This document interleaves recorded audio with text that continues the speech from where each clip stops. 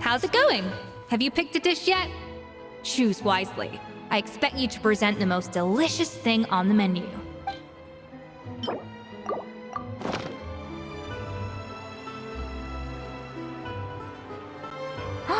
Look at that! With the grace of a snow-winged goose, as I like to say.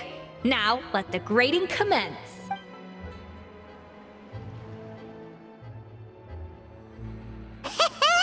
Pretty good, right? Not to brag or anything, but Paimon's a bit of a connoisseur when it comes to la food. 6 points. What? Oh, well, fair enough. Paimon doesn't cook all that often, so as long as it's a pass. That's 6 out of 100. What? You say you're a connoisseur, but it's quite clear from this dish that you have far more experience consuming food than creating it. By that logic, I suppose you think listening to Lady Farina on repeat every day would make you an opera singer. Aww. Me next!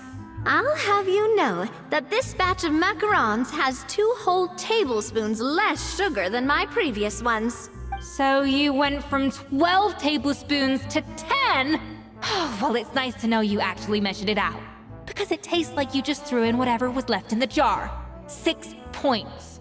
Aw. Now to the final dish. So, what do you think? This is our last hope. 8 points. Darn, that's barely higher than what we got. Not exactly. The color is spot on. Beautiful aroma. Excellent presentation. I have to give this one 8 points out of 10. Maybe even 9 points. Huh? How did you pull that off? Don't get me wrong. There's room for improvement. But still, this is clearly the work of an accomplished chef. I can tell that you've put many hours of work into honing your skills in the kitchen. I can really taste the grace of the snow-winged goose in this dish. The traveler's journey, with all its trials, tribulations, and setbacks. Not to mention the frustrations of having a picky eater for a partner. Hey, you made that last part up! No way did you taste that! Well, it looks like I lost fair and square. I guess you'll be taking the Traveler as one of your assistants then? But if it takes 3 chefs, that still leaves 1 slot remaining. Maybe Paimon and Navia should keep practicing and see how it goes? Chef Escoffier! Oh, it's Hilaire! What brings you here? I heard the news about the cooking contest. You're doing Gâteau de Bois, right? I was just wondering if you needed any help? And you think you're up to the task, do you? Oh, no, I know I'm not there yet. It's actually my dad who wanted to help. Firma, last I heard, you could barely get out of bed.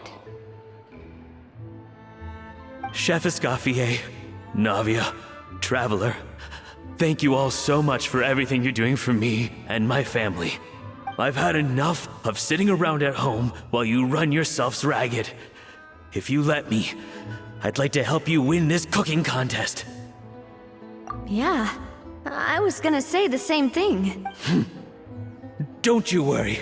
I'll be fine. I'm feeling much better now. I'm sorry. I know I've been rather useless these past few days, but not anymore. The fact is, I'm a fine chef, despite recent events. I've proven myself in the Hotel de Bois kitchen, so if anyone's qualified to work under Chef Escoffier, it's me. I think. I mean, I hope so. Firma, have you even set foot in a kitchen since leaving Hotel de Bois?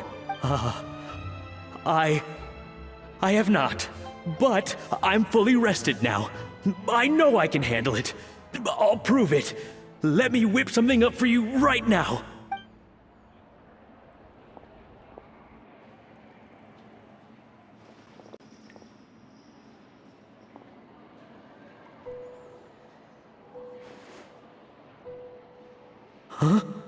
That's strange.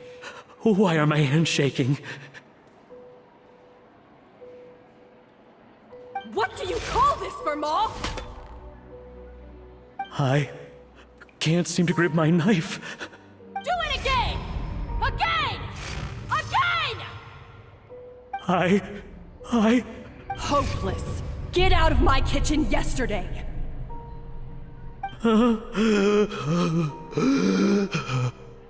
Dad, what's wrong? I don't understand. I was feeling so much better, and then Will I never be able to work in a kitchen again? Dad, talk to me. What happened? I think the real issue here is not physical exhaustion, but psychological trauma. Monica, when did you get here? Probably because you were all concentrating so hard on your cooking. I didn't want to interrupt your flow. But anyway, Verma, I'm so sorry. If only I'd known how serious your situation was, I would have stood up for you sooner. You have nothing to apologize for, Monica. During those long nights of redoing every order, you were the only person who looked out for me. Oh, come on. All I did was make you some tea. I doubt it was much help. Savannah was so ruthless toward you. I probably should have brought you something stronger. She sounds like the worst. All right, another Savannah horror story. Let's hear it. She's been getting harsher and harsher on us ever since she heard about Escoffier's new role in the Fleuve Cendre. Seems like no matter what we make, she'll find something wrong with it. What is this? It looks like a dog's been at it. In the trash now! Then she orders us to redo the dish again and again, but we never know what's going to make her happy. Do it again, do it again, do it again! Every time you remake it, you just get another earful from her. Either straighten yourself out or get out of my kitchen!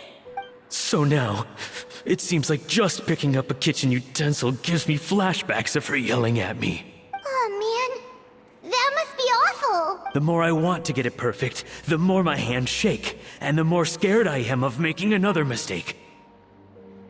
How can you give up so easily, Firma? You weren't a quitter when you were working for me. And even under Savannah, you talk about working late into the night trying to perfect your dishes. That says to me that you still hadn't lost that determination to prove yourself. What changed? I don't know what's come over me. When I think back, I just remember feeling like my heart and my hands were growing heavier and heavier as the shift went on. Each time I had to redo a dish, my heart sank a little further. Maybe Savannah was right. Maybe I am just hopeless at this. Dad. I see. Well, it sounds like there are some deep issues at work here. Ones that won't be resolved by merely seeking compensation. I will win this contest, and after that, I encourage you to approach Savannah and talk this out. But what if you can't find another assistant in time? Clearly, I'm in no state to help out. You think being one person short will ruin my chances? Let's not forget, I taught you and her everything you know. Even if I had to go it alone, I would present the perfect gâteau. Oh, well, Paimon and Nadia will still keep practicing, just in case. And so will I. Yeah! And if worse comes to worse, we can always get the Spina di Rosula to put out an emergency call for chefs. There's gotta be someone out there, right? Actually, I thought maybe I could help. That's sort of why I'm here. What? Why didn't you say so? I was going to, but then... well, this is the first chance I got. You do this for us? Thank you so much, Monica. All right, fine by me. But aren't you still working for Savannah? Joining the other side seems like a guaranteed way to put your future employment in jeopardy. I know, but it's all right. I've made up my mind. With the way things are, I can't keep working for Savannah much longer anyway. Unless I want to become the next Verma. I'm done with sucking it up. It's time to try and turn things around. If this cooking contest can get Savannah to see the error of her ways, then I'm sure she'll forgive me for this. Well, Paimon didn't think we'd be poaching from Savannah's staff to get our third person, but there you go. Anyway, Monica's a professional chef, so nothing could possibly go wrong now. Great! Then it's settled. And to congratulate you all on making the team, I propose a Spina-sponsored meal to celebrate. Spina sponsored? Wait, you mean I'm cooking? Well, I promised the Traveler a feast in the Fleuve Cendre. And I know how much you've been looking forward to it. Yeah! Feast, feast, feast! All right, if you insist, then prepare for some of the finest food of your lives.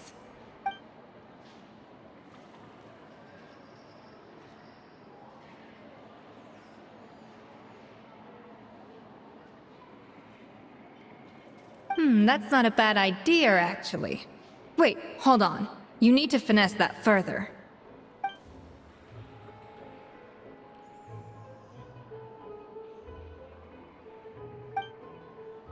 That was a dream come true. Paimon never knew Fontanian cuisine could be this good.